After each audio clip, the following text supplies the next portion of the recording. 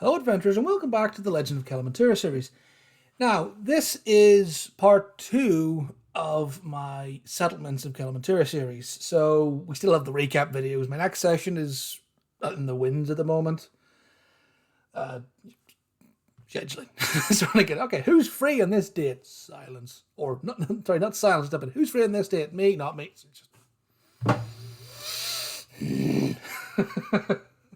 Why is nobody free? Anyway, so recap videos, they're going to be coming out as usual. This is my Settlements series. This time we're going to be talking about Brewstock. For those of you who don't know, if you've just found this video going, what the hell is this? Brewstock is the town that my players have recently left. They started in Terran, which I've done the video on previously, which was a big one. So if you watch all of that, thank you very much. I appreciate it goes on quite a bit, but you ask a dungeon master to talk about his world and lore, and may the gods be with you. And this time, so they started Terran, went to Brewstock, and now they're in Steelborough. The way things are heading, they're about to head down to the mines.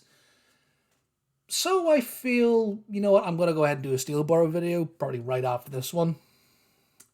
So we're going to do a Steelborough video fairly soon. That one's going to be a bit of a twofer. It's going to be kind of about the town and also kind of dipping into my homebrew stuff around magic. But I'll get to that in the next video. So, here we go. Brewstock, it's a medium-sized town, central Mentura. Population of around between 5,000 and 7,000. Nestled in a bowl-shaped valley in the midst of Mentura's central forest lies the waytown of Brewstock. Despite not being famed for its crops or farming, the town is famed for the excellent beer and whiskey it produces. While outsiders speculate heavy on what the reason is, those in the know thank Tormir for their blessings and several underground springs that, combined with the crops brought in from golden fields, another video on that, are responsible for the extremely high-quality drink that comes out of this otherwise unremarkable town. So, Brewstock, hints in the name, it's a bit of a brewing town. Also a wear town, a lot of people coming and going. So, as far as how do they make money? Well, they cater to people traveling back. So, they make their money through food and drink and accommodating people. So, just so happens to be very, very good at it. Now, the network, I talk about the underground springs. This network of springs attracted several brewing families to the town. Most notably, we have the Mayhew and the Hunter families. They both made an appearance when the party was in Brewstock. The Mayhew family, they're sort of they're brewing family, but they also have kind of political ambitions. They're an upper middle class, I would say. They're not quite nobles, but that's where they want to get to. They made plenty of money over the generations from brewing and selling their beer and other products. But their political ambition recently kind of landed them in a wee bit, put them on the radar of some rather nefarious individuals. And then their daughter ended up being kidnapped, rescued by the party and returned. So that's the Mayhew family. The Hunter family, they made an appearance. There's a single NPC who was Hunter. He was a dwarf in the Drunken Banshee. And he ran the drinking contest. Now, the drinking contest was a way for the Hunter family to show off their enchanted drink. Just standard stuff, but it's kind of like little flavors, a bit of magic in there, some fun.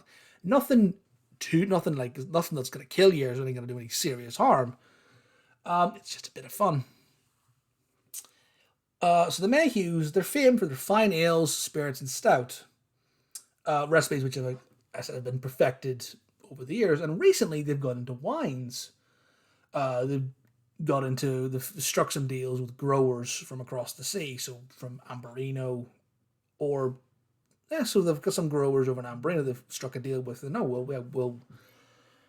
we'll take the grape and we'll make some very fine wine out of it. Some say that this new venture into the wines tied into the family's new interest in politics and the desire to enter the nobility. While other people just see it as a cash grab. Being able to cash in on the peace treaty. As part of the peace treaty was a massive boost in trade and sharing of technologies. So previously, this is like medieval times. You go, well, how do you get grapes from one country, which is across the sea, thousands of miles, to here, and the grapes still be fresh? If you're medieval, in our world, you don't. That just doesn't happen. Or by the time the grapes get to you, they're already partially fermented. Or you have to preserve them in some way. With magic, you just put a teleportation circle in. You go to the growers, teleportation circle there. The winery, is that the correct term? With the Mayhew family, they go, oh yeah, we'll buy some of your grapes. Put the grapes into crates. Put the grapes into crates. God, that's a tongue twister. Put them in a circle, and they go, whoop, and they appear in Brewstock. So that's how they get the grapes. The Hunter family, on the other hand, the Mayhews are kind of the finer end of things. And, oh yes, we make really good stuff for, people who have a bit more money or just trying to get into the higher side of things. The Hunter, they're kind of the other end of the scale. They produce drinks like the common folk, and they would have faded into obscurity years ago or been bought out had it not been for their range of enchanted and novelty drinks, which could be sampled to the Drunken Banshee.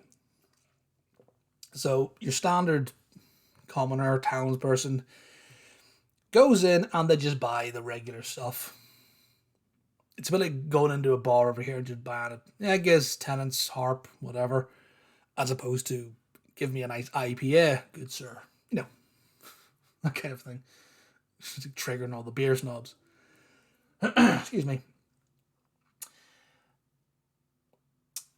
This range of drinks that the Hunter family produce include ones that allow a person to scream like a banshee, breathe fire, or levitate for a short amount of time. So like novelty things. So that's their USP is we have drinks that you can do this. Now they're obviously more expensive than a normal ale, which is a number of silver or copper. I don't know. These are obviously a bit more expensive, but there's a bit of a novelty to them, so you can see why they'd be popular. As I mentioned, Brewstock, it's a waytown, so people travel up and down. They will stay here for a day or two and then carry on their ways. Now, some of this could be nobles who decide to travel on foot.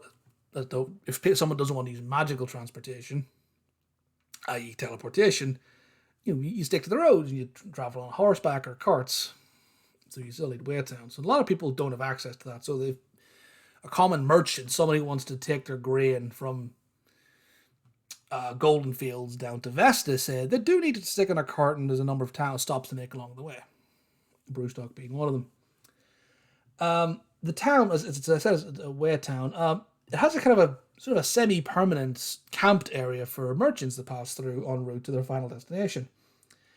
The constant flow of merchants allows the town to trade quickly and easily with the rest of the world, and also ensures there's no shortage of coin to spread around the town, making it relatively a fairly quiet place and quite fairly affluent for the town. Makes it quite a quiet place for Marshal Erdan Thunderfist to settle down and live and spend her retirement. Now, Marshal Thunderfist she's an NPC. She was a war here in the Salazar Dynasty Mentura War. She was one of the more prominent members of the war. A bit of a war hero, if you will. She started to make a name for herself over in the Dynasty, made a bit of a name for herself at the Dynasty, but really cemented her reputation with Vesta. Now, my war video, I talked about Vesta being is like basically playing hot potato, just going back and forth and back and forth and back and forth. The Marshal, when she came over, Vesta was still changed hands a couple of times, just due to the nature of the city. But the Marshal she became famous for her defense of Vesta, and ultimately that's what stopped Vesta falling continuously, slowed down the exchange rate, and ultimately held Vesta. So that's where she made her name. And part of her reward for that was, okay, well, you go up and look after this town. Like, she doesn't rule. She's not in charge of Brewstock. There is a family whose name I haven't. There's a number of like noble families kind of live there. I haven't named them, so don't ask me. But there's a number of noble families. You can name them yourself. You have a bit of a government that rule over this. And the marshal just kind of comes in, and she's the marshal, well, Wild West style. Comes in, there's the rule of law. People in the town have a lot of respect for her. So, well, she doesn't lead. She'd be kind of the de facto leader. If there's an issue or trouble, people just turn to her and look for her for guidance. So that's kind of where she gets her kicks from. That's where she is. And that's everything that I have on Brewstock. Again, I'm trying to keep things... There's enough detail in there for a town, so if I want to come back to it at some point, you can go, oh, hey, there's this list. I'm trying to think of things that leave, like, threads that I can... I don't know, if the party come back to it, or I can do other things and go, oh, yeah, you come to Brewstock and there's a problem with the springs, or the marshals disappear. You can... There's little things there that I can see the little quest threads to pick up there, and hopefully you can too.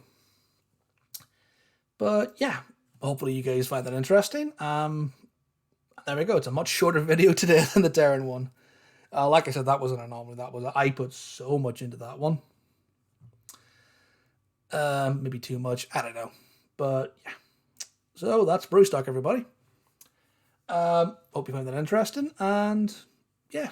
That's all me for this one. So until next time, adventures. See ya.